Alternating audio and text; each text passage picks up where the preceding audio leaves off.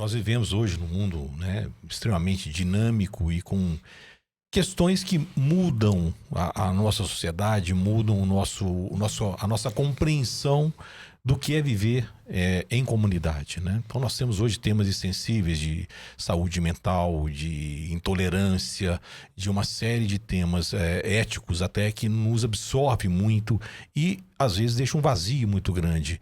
Qual que é a função da psicanálise e da espiritualização nesse processo no mundo de hoje que nós vivemos? Acho que é determinante. É determinante. Porque as duas áreas são áreas que gostam de gente. Você não tem um psicanalista, um psicólogo clínico que não gosta de gente. Você não aguenta. E você não vai ter um pastor, um líder religioso que realmente seja fiel às suas convicções de fé, que não gosta de gente. Se a pessoa não gosta de gente, já está no lugar errado. E hoje o que a gente mais precisa é desse acolhimento humano. E a gente está cada dia mais afastado das pessoas. E isso vai trazer consequências muito graves para o futuro. A tecnologia que a gente tem disponível hoje, ela está afastando as pessoas. Né? Quantas pessoas às vezes conseguem ficar um tempo que nós estamos aqui batendo papo sem se preocupar com o celular? Sem se preocupar com a mensagem, com o WhatsApp?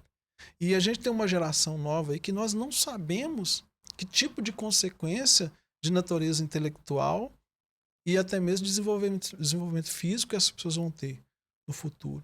Então, o que mais você precisa hoje é de pessoas que estejam dispostas a lidar com os conflitos da atualidade. Pessoas que conseguem olhar para o ser humano e encontrar ali dentro daquela pessoa a sua essência para trazer ela de volta àquilo que ela é, ou o mais próximo disso possível. Porque quando você pega o seu celular e você resolve tudo ali no seu celular, banco, conversa com os outros, você vai ficando sozinho. E solidão é terrível. E as pessoas não se tornam solitárias somente porque querem. É quase uma condição de abandono. O abandono é uma das maiores dores que se possa viver.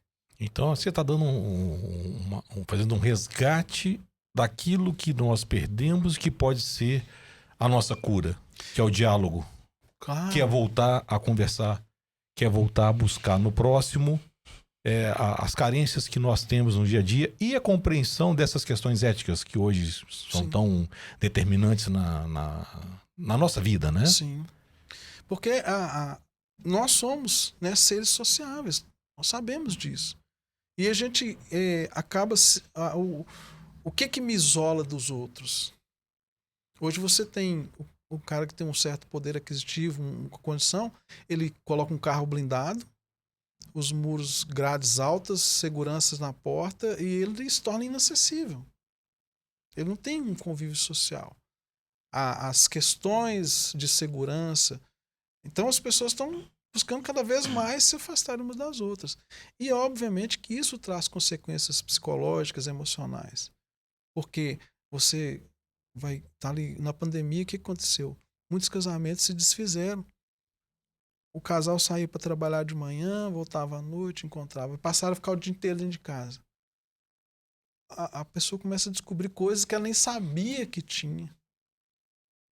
Ali, casamentos foram desfeitos, sabe? Relacionamentos rompidos. Por quê? Porque as pessoas não se relacionam.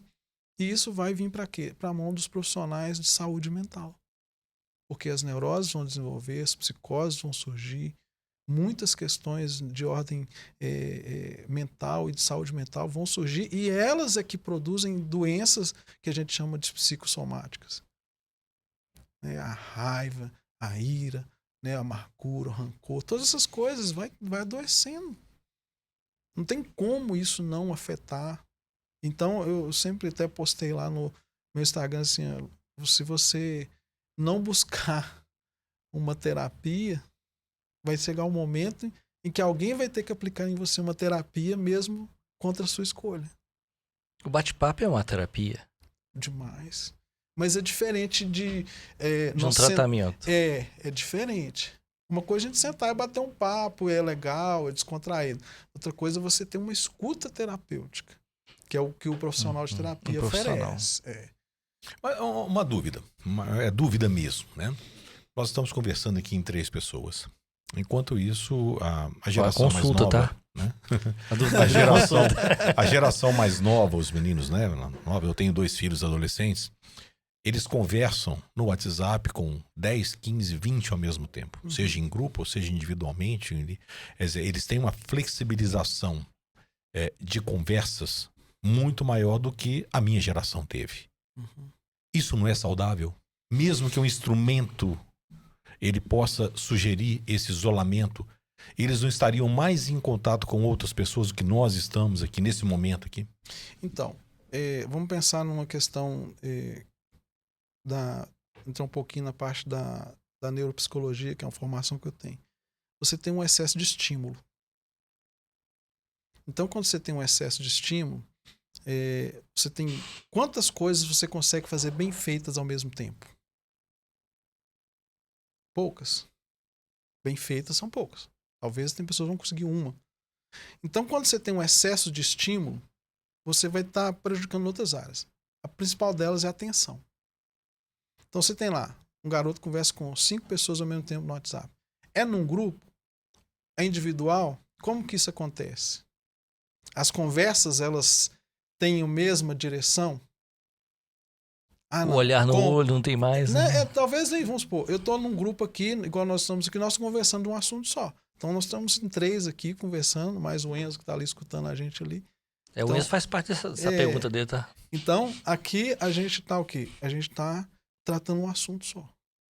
Mas imagina, eu estou conversando com você um assunto, conversando com ele outro assunto, com o Enzo outro assunto e com o meu vizinho outro assunto. São 4 pessoas que eu converso ao mesmo tempo, cada uma eu trato um assunto. Primeiro eu vou ter um dispêndio de energia enorme para eu continuar e ter uma conversa de qualidade, desenvolver um assunto que... E daqui a pouco eu estou respondendo para você o que eu queria responder para ele. Eu gasto muita atenção com isso. Ok. Consegui fazer, conseguiu, fez. De repente você tem que fazer uma atividade só. Ler um livro. Seu cérebro está acelerado. Você começa a dormir. Porque você está com tanto estímulo já. Seu cérebro está tão alimentado com estímulo que quando você vai fazer uma outra atividade que requer uma atenção ali, você não consegue. Concentração. Aí você vai, a pessoa fala, tá com TDAH, tá com transtorno do déficit de atenção e hiperatividade. Não, é porque ele está com tanto estímulo que a hora que ele precisa de concentrar numa coisa só, ele não consegue. Então você vai ter prejuízo em outras áreas. Então, eu percebo que esse excesso de estímulo é aquilo que eu falei. Dentro de pouco tempo, nós vamos ter consequências aí que a gente não sabe. Então, você tem hoje, a criança chega, muitas vezes, num consultório de um psicólogo, chega no consultório do psiquiatra, no médico clínico, e fala assim, esse menino está com TDAH. Toca um remédio nesse menino para ele frear. Mas às vezes não é. Por isso que a psicanálise, ela não vai de cara, por exemplo, ficar dando diagnóstico dessa ordem. Nem dá. Se você chegar uma criança, igual já chegou alguns pacientes para mim lá, falam assim, eu tô com TDAH. Algum paciente. Esse auto você avaliou? Não, ele leu na internet. Leu na internet. Olhou o que ele estava sentindo, leu na internet e falou assim, acho que eu tô com TDAH. Tá aqui na internet. Tá batendo com tudo que eu tô sentindo. Aí chega e diz, o que você acha? Eu falei assim, não acho nada. Me conta aí o que tá acontecendo. Aí ele fala assim, 6 horas por dia de internet. O que você vê? TikTok. Excesso de estímulo. Aí ele para e lá na escola dele é dado para ele estudar um livro. Não consegue. Aí eu fico pensando um monte de coisa ao mesmo tempo. Na verdade, não é porque ele está com TDAH. Na verdade, o cérebro dele está acostumado com muito estímulo e quando ele tem que focar a atenção numa coisa só, ele não dá conta.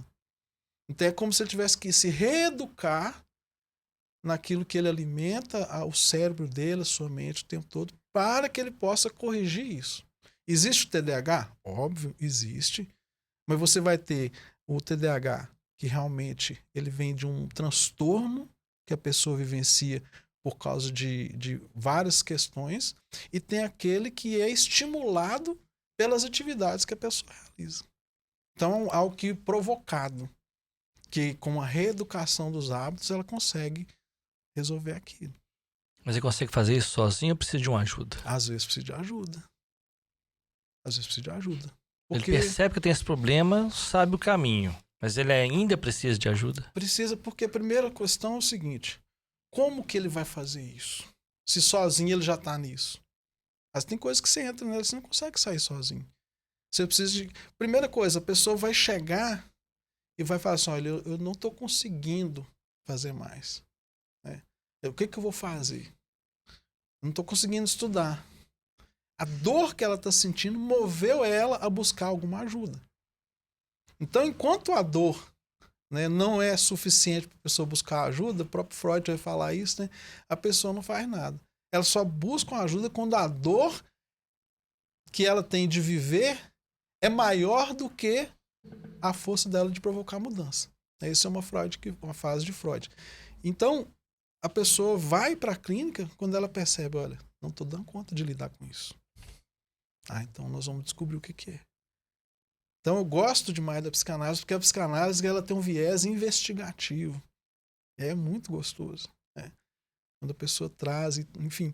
Mas é uma realidade muito atual e que... E viver com quem isso te dá mais hoje... trabalho hoje? A geração nova ou a geração mais velha? Depende do que é trabalho. Não, é uma demanda maior ou um cuidado maior? Então, eu acho que não tem assim uma geração que dá mais trabalho que a outra. Tudo dá trabalho. Tudo dá trabalho. Porque quando a gente pega e generaliza algumas coisas, a gente corre risco de estar sendo injusto. Então, dentro da clínica, você tem, por exemplo, terapias em grupo. Então, você tem um grupo ali de pessoas que estão fazendo um processo terapêutico. Por exemplo, um grupo de AA. Você tem pessoas que estão fazendo terapia ali. Qual que é o problema delas? Vício no álcool. Mas cada uma delas chegou no álcool por um caminho. Tem uma história antes, né? Todo mundo chegou por um caminho. Então, se eu generalizo, eu corro risco de desconsiderar o que trouxe a pessoa àquele lugar. Então, o problema, muitas vezes, é o seguinte. A disposição que a pessoa tem em buscar ajuda para si mesma. Quando isso acontece, então não vai ter dificuldade. Talvez você vai gastar um tempo maior, um tempo menor. Cada pessoa tem o seu tempo. Mas o limite é quando a pessoa se dispõe a buscar o tratamento e se coloca no processo do tratamento. Dentro da psicanálise, por exemplo, você vai... Depois da terceira ou quarta sessão, é que começa a gerar o que a gente chama de transferência, que a pessoa começa a ter aquela confiança de se entregar para aquela terapia. Tem um termo que a gente chama na psicanálise que é o suposto saber. A pessoa chega dentro da clínica supondo que você, como profissional, sabe coisas a respeito dela que ela não sabe. Então ela se dispõe à terapia dentro desse contexto. Eu vou ali porque essa pessoa sabe coisas sobre mim que eu não sei. E essa busca é voluntária? Muitas vezes não. Muitas vezes é. Então a pessoa chega... Qual que é o objetivo?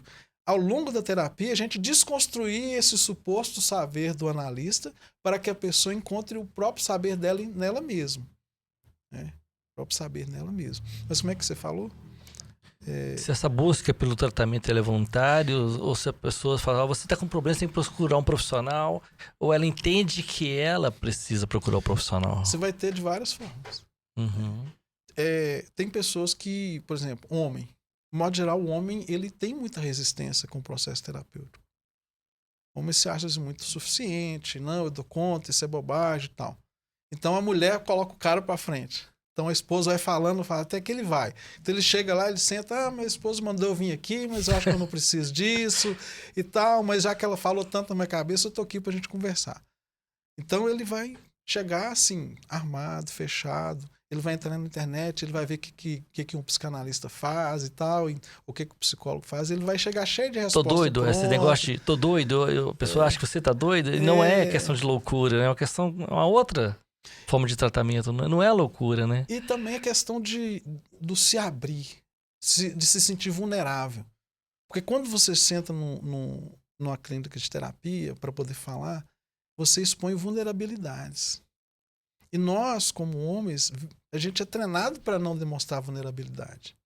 Então isso é um fator assim, determinante. Quando o homem se dispõe a sentar na clínica para poder fazer um tratamento terapêutico, ele leva um pouco mais de tempo, mas com certeza os resultados são extraordinários. Porque quando o homem engaja numa coisa, ele vai com força. Mas até ele romper essa barreira de se tornar vulnerável na frente de um outro homem, ou na frente de uma mulher, muitas vezes o homem, quando ele vai para a clínica, ele não tem uma mulher que ele acha que ele, com o terapeuta sendo mulher, ele vai dominar a sessão e ela não vai conseguir entrar. Ou às vezes ele não vê a mulher dele na frente, não. Pode também, pode. É. Tem as projeções que o paciente faz. Às vezes você chega, o paciente ele vê você como pai, A mãe, um né? irmão, a mãe. Muitas vezes.